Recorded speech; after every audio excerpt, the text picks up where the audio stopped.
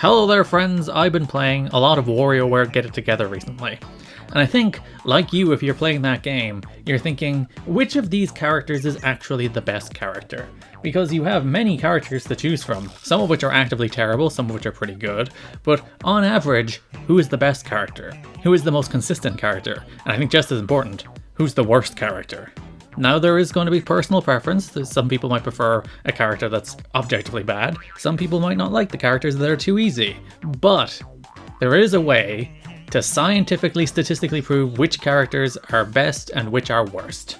If in the menu you go into the Playopedia and then choose an individual game, you'll see when choosing the characters that each of the characters are ranked based on how suited they are for that game. Whether they're a bad fit all the way down on a very unhappy face, or whether they're a good fit all the way up on a smiley face.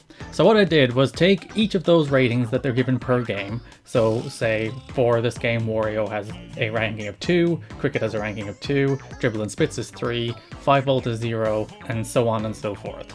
The worst you are 0, the best you are 4. I took those rankings for each and every character and each and every game, plugged them into a spreadsheet, so that's over like 2,000 data entries. Fun time.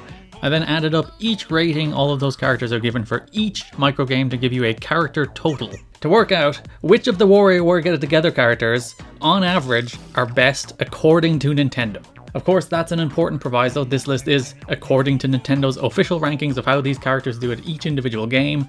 We are going to work out which of these characters are best on average. So I plugged all of that into a spreadsheet, worked out the totals, and I can officially now rank all of the WarioWare characters from worst to best, based on how Nintendo views them. So we will go from worst to best. Worst is 9V. I don't think that's much of a surprise. He only has 302 points. Him going back and forth is really annoying. It's hard. Now we'll quickly go through them from here until we get to the top ones. And of course, mild spoilers, I guess, if you haven't played the game and you don't want to know every character that's in the game, but I'll be quickly going through them.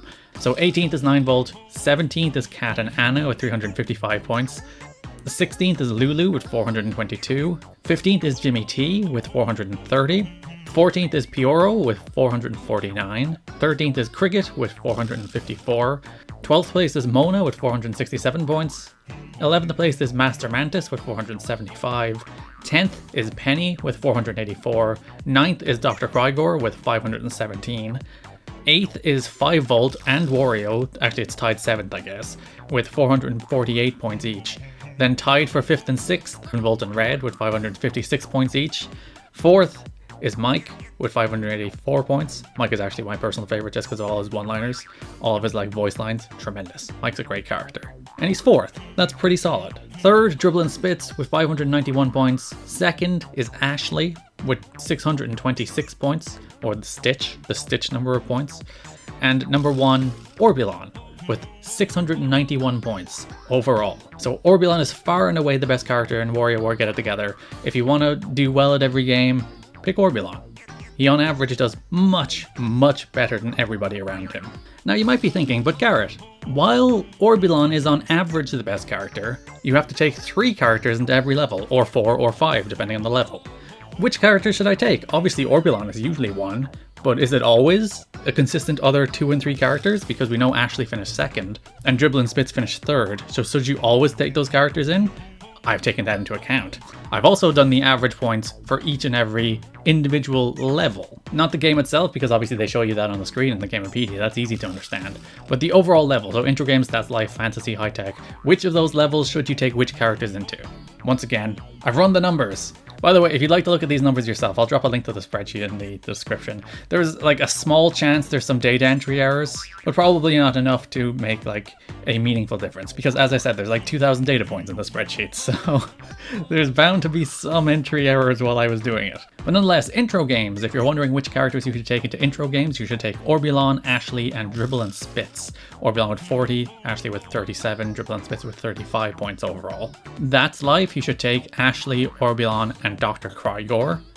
Fantasy, you should take Orbulon, Ashley, and then you have your choice. It's a tie between Dribble and Spitz and Mike. High tech, you should take Orbulon, 5V, and then you have your choice of either Ashley or Dribble and Spitz. For Nintendo Classics, you should take Orbulon, Ashley, reoccurring theme here, and 5V. For nature, you should take Orbulon, Ashley, Red, and 18 Volt. For sports, you should take Orbulon, Ashley, Penny, who finally comes good for once. I hate Penny. So hard to control. But nonetheless, according to Nintendo, Penny's really good at sports. And then you have your choice of either 18 Volt or Mike to round out your roster, because that takes 4, along with the rest of the games. And until the last one, you have 4 characters. Food, Orbulon, Ashley, Red, and then you have your choice of either Wario, Dribble and Spitz, and Mike. Culture, you should be taking Orbulon, not Ashley. Apparently she's just not very good at culture. She's not a cultured character. So you get Orbulon, Red, Mike, and Dribble and Spitz for culture. And then the last game, anything goes, you should be taking Orbulon, Ashley, 5 Volt, Mike, and Dribble and Spitz. So those are the characters you should take into each individual level based on how Nintendo ranks them in the Playapedia for each game inside of that level. I also did one more little number crunching just because I found it pretty interesting.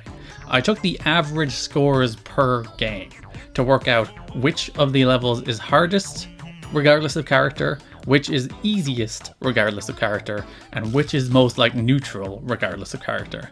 So according to Nintendo's rankings, the easiest game, irrespective of character, the game in which characters will perform at best on average, is Stop the Stopper. The game that is completely indifferent to the character performance is Alien Trap. Each individual character has a rating of 2, or the indifferent smiley face, for that level, so all of the characters perform the exact same on that level. And according to Nintendo, the game that's hardest, regardless of the character you pick, is Block Puzzle. I think I feel that. I don't like that game at all. So there you go. That's some empirical, scientific, statistical WarioWare get it together data according to Nintendo, taking their bad fit to good fit ratings and turning them into numbers and then ranking the characters based on those numbers.